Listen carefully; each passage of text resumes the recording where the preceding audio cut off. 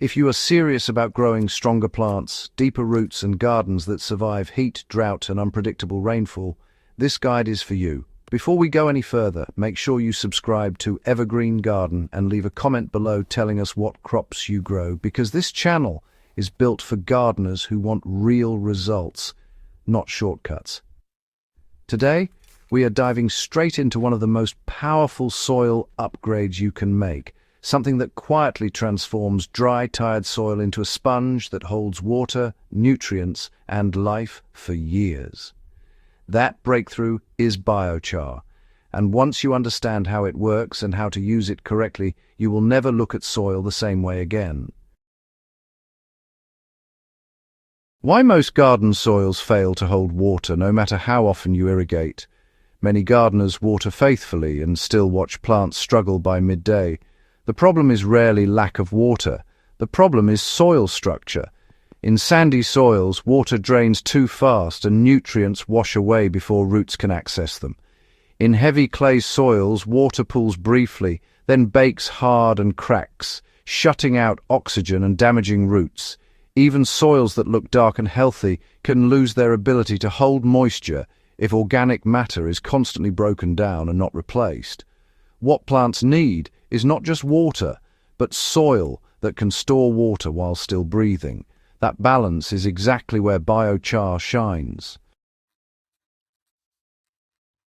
What biochar really is and why it behaves differently than compost. Biochar is not compost, manure, or mulch, although it works alongside all of them. Biochar is carbon-rich material made by heating organic matter, such as wood, crop waste, or husks in a low-oxygen environment. This process creates a stable, porous structure full of microscopic tunnels and cavities. Those tiny spaces act like reservoirs, holding water, nutrients, and beneficial microbes right where plant roots can reach them. Unlike compost, which decomposes within months or years, biochar remains in the soil for decades. Once it is in your garden, it keeps working season after season. How biochar turns ordinary soil into a long-term water reservoir. The secret of biochar lies in its surface area. A single handful can have more internal surface area than an entire garden bed. When watered, those pores soak up moisture like a sponge. During dry periods, roots and microbes slowly draw that stored water back out. This buffering effect reduces drought stress and stabilizes moisture levels, which leads to deeper root systems and stronger plants. In sandy soil, biochar slows drainage and prevents leaching. In clay soil, it opens compacted spaces and improves infiltration. The result is soil that stays evenly moist without becoming waterlogged. So let's talk about why raw biochar should never be applied directly to garden beds. One of the biggest mistakes gardeners make is applying fresh, uncharged biochar straight into the soil. Raw biochar acts a bit like an empty battery, It absorbs nutrients aggressively, pulling nitrogen, potassium and trace minerals away from plants during its initial phase. This can really stunt growth if done incorrectly. Biochar must be charged or inoculated before use. Charging simply means filling those pores with nutrients and biology before it ever touches your soil. Once charged, biochar becomes a nutrient bank instead of a nutrient thief. Now, how do you properly charge biochar using materials you probably already have? Charging biochar is simple, and honestly, it doesn't require any special products. One effective method is soaking biochar in compost tea for, say, 24 to 48 hours. For every 10 liters of compost tea, just add 1 to 2 liters of crushed biochar. Give it a stir occasionally so all surfaces are nicely saturated. Another reliable method is mixing biochar directly into finished compost at a ratio of 1 part biochar to 4 parts compost and letting it sit for 2 to 3 weeks. During this time, microbes colonize the biochar and nutrients bind to its surfaces. Urine diluted water at a ratio of 1 part urine to 10 parts water can also be used to charge biochar quickly, especially in nitrogen-hungry soils. So, how much biochar should you actually apply, and where do most gardeners go wrong?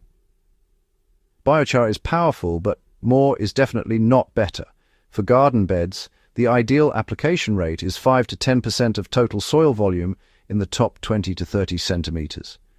In practical terms, this means 1 bucket of charged biochar for every 10 to 20 buckets of soil. For raised beds, mixing 1 to 2 kilograms of charged biochar per square meter is sufficient. For trees and shrubs, biochar should be blended into the backfill soil at planting time, never just dumped into the hole alone. Over-application can dry soil initially and disrupt balance, so really restraint is key. So, let's look at some real garden examples that show just how biochar can improve water retention. In vegetable gardens with sandy soil, adding charged biochar has actually been shown to reduce irrigation frequency by up to 30%. Tomatoes grown in beds, amended with biochar, tend to maintain their turgor for longer during heat waves, and they show less blossom end rot thanks to steadier calcium uptake. When it comes to clay soils, gardeners often report fewer puddles after rain and, improved root penetration within just a single season. In perennial beds, strawberries and herbs display more consistent growth between watering cycles. Now, these are not just short-term gains. The improvements really compound year after year as biochar integrates deeper into the soil profile.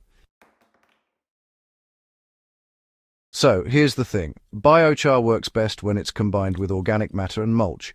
It's not a standalone solution. Biochar really shines when you pair it with compost, cover crops, and a bit of surface mulch.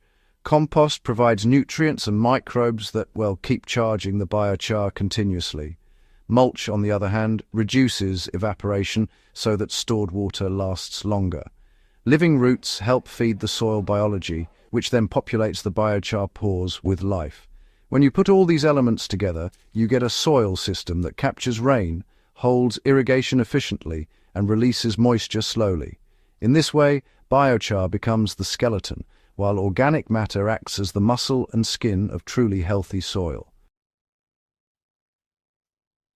So, how long does it actually take to see results with biochar?